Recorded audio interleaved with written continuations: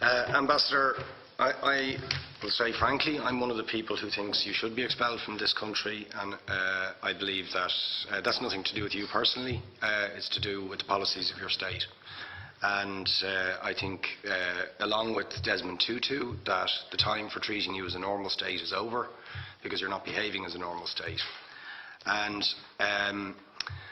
I just want to ask you questions, really, in relation to that contention. And I would just say, for the record, it certainly isn't motivated by anti-Semitism in my case. I mean, for example, when disgraceful attempts were being made to downplay the horrors of the Holocaust by people like David Irving, I brought a Jewish Auschwitz survivor to this city to organise meetings and get her on national television to remind the Irish people about the horrors of the Holocaust.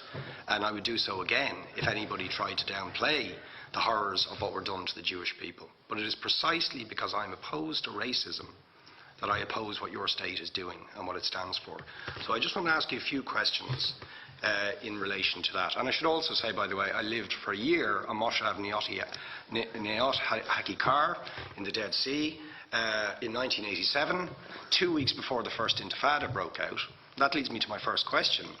You have tried to cover over what you have done, the killings of innocent people in Gaza on 3 separate occasions over recent years, the seizure of Palestinian land and so on, by attacking Hamas. Now, why don't you just admit that Hamas didn't exist when the first Intifada took place? They didn't set up an armed wing until the early 1990s. And that there was a reason that PLO were in Tunis at the time, exiled, effectively not present.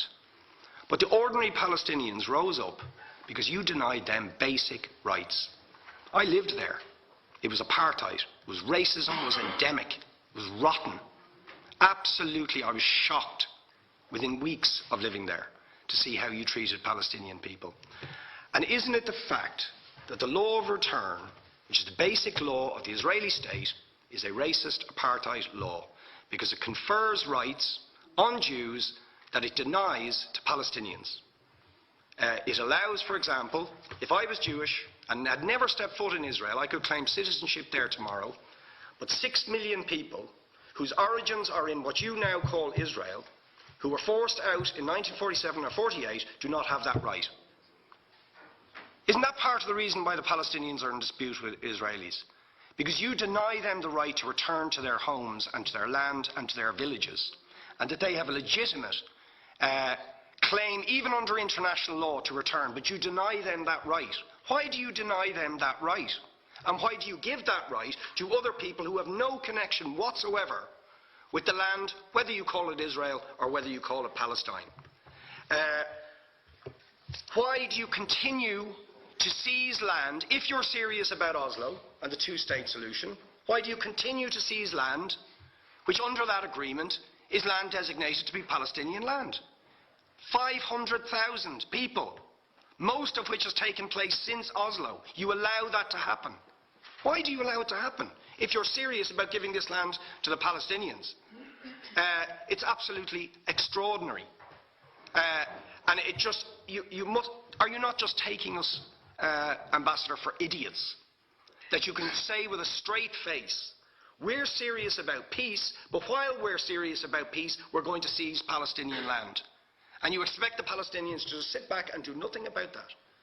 And the world to accept that that is an acceptable way to behave. And you asked earlier on, could we have some constructive solutions?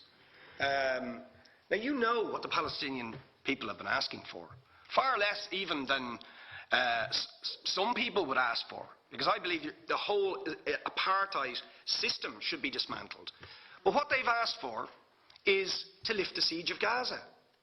Just to lift the siege of Gaza. Let them have an airport. Let them have ports. Let them not be dictated to by a government for whom they do not vote as to what can go in and out of their territories, whether they will have power, whether they will have clean water, whether they will have medicine. What makes you think you're allowed to have nuclear weapons and the 4th biggest army in the world and visit destruction on the people of Gaza, but they have no right to defend themselves? They have no territorial sovereignty over that land. Could you ask questions, please? How do you justify that? Yeah. All right. How do you justify those double standards? And very lastly, Ambassador.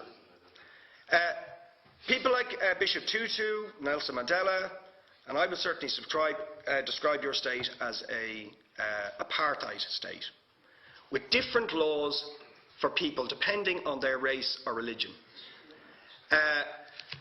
Now, isn't that just the case that, for example, at checkpoints going into the West Bank, there's a channel if you're Israeli or European, and there's a channel if you're Arab? Just because you're Arab. If you came into Dáil Éireann and they stopped you and said, "Are you Jewish?"